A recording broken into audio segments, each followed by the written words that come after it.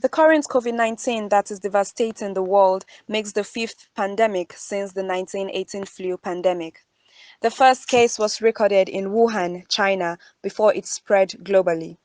It was first named Severe Acute Respiratory Syndrome Coronavirus 2, SARS-CoV-2, a name given to it by the International Committee on Taxonomy of Viruses based on phylogenetic analysis.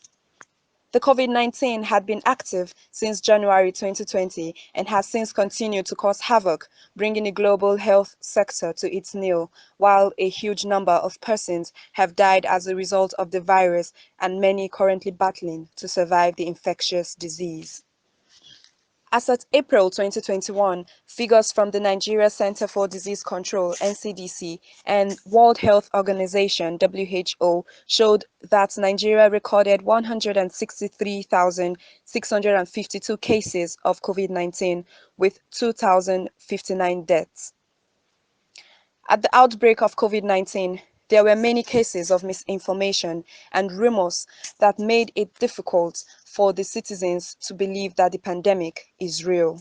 At that time, there was even increasing lack of clarity of what this COVID-19 entailed. Although the media has played its role in reporting the pandemic, it has purely been based on news reporting with no expert analysis to educate the people on the pandemic. You must communicate with people because everybody have a certain literacy level.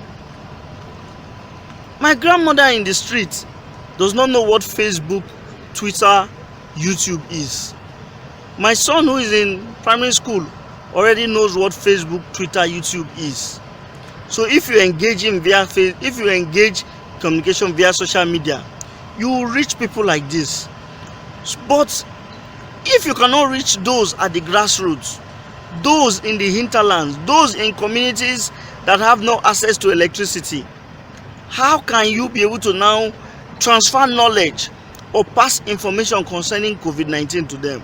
And in many of the news reportage, there were volumes of unverified information online and even on the mainstream media. Many of the media houses do not have trained journalists that have the expertise in strategic communication, in public health reporting that allows for information accuracy, data sourcing and verification, but rather reports the pandemic just like other conventional news. Considering that the COVID-19 pandemic is a public health issue, journalists and the media do not have the understanding of the science and epidemiology to improve in risk communication to the public and reduce inappropriate concerns, misconception, and panic. Many Nigerians have said their response and behavioral change towards COVID-19 has depended on how they have received, perceived, and acted on the information provided by governments and their agencies. Citizens say communication messages from the government on the pandemic were not clear and delivered through appropriate platforms tailored for diverse audiences and shared by trusted people. I don't know of other community, I most of other community, but in my own community, because I was there and my dad was there, your dad didn't go on. Even while my friends staying in their community, in their area too, nobody actually told me that people were moving from house to house. They just relied on television and maybe radio. How many people even listen to radio? How many people even watch NTA?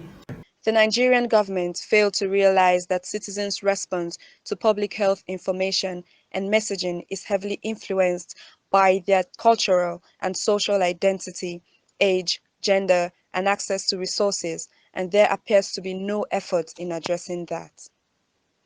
As part of the government's effort to address the misinformation, Mr. Muhammadu Buhari, the Nigerian president, set up a national task force, PTF, to coordinate COVID-19 messaging and communication. The PTF could not effectively coordinate and work with other stakeholders to promote and enhance community engagement that will lead to effective communication and desirable response. The government didn't really do well in communication on this COVID-19 message. Okay, if government is trying to introduce for instance, a new policy or a new program, they might started sensitizing people 6 months, 1 year before that in instance. But in the context of our society, just 24 hours or a day or that incident, they'll start announcing and they expect people to start taking the message. It's not feasible, it's not possible. First thing government was supposed to have done was to reach out to all these church leaders and educate them about COVID-19 even before going to the public.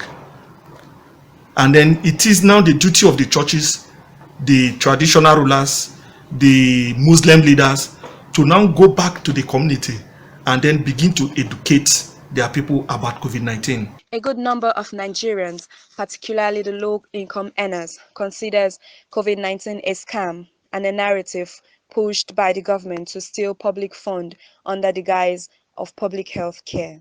The communication during the pandemic, if you look at the channel of communication during the pandemic from the government to the people, it was mainly for the elite. The communication was between the government and the elites. The communication did not go down to the rural areas. It did not penetrate the people at the lowest cadre of the society to really appreciate what COVID-19 is all about. And that had so much negative impact. That is why it was possible for you to go to a market and you discover that everybody, 95% of people in the market are not wearing face masks because they don't believe in face masks. They tell you COVID-19 is not real.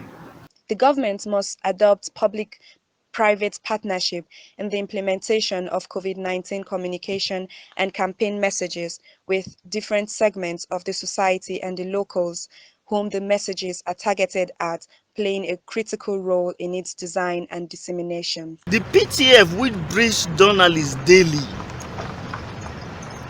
speaks to national media. In fact, they were speaking to only media organizations that had the capacity to stream live. All other journalists that were covering the office of the SGF were stopped from covering the daily briefings. So from the beginning, they had gotten it wrong because every media organization has its audience. A lot of these national dailies, some of them are not watched at the grassroots. So how can you now be able to achieve that aim by reaching those in the grassroots? Because so many journalists covering the presidential task force, so many journalists who their media organizations have their own audience were stopped from covering the daily briefings. The PTF reaches those in the urban areas and in the cities. But what are our people in the rural communities, people in the hinterlands? The PTF did not factor this set of Nigerians into consideration. And these are the Nigerians that are at risk. Because up till today, 2 years after the advent of COVID-19, many Nigerians still believe that it is either a scam or it is a disease of the elite. In health communication, modern means of communication is not enough. There is a huge number of target audience that will understand the message well through local means of communication, which always comes in form of using town criers, focused group discussion, and town hall meetings. The only thing the people understood was lockdown. And they saw lockdown as anti-people. Lockdown was purely an anti-people. They did not understand why there should be lockdown. They preferred to go on the street to look for food and die on the street looking for food than to sit back at home and die at home not having food to eat.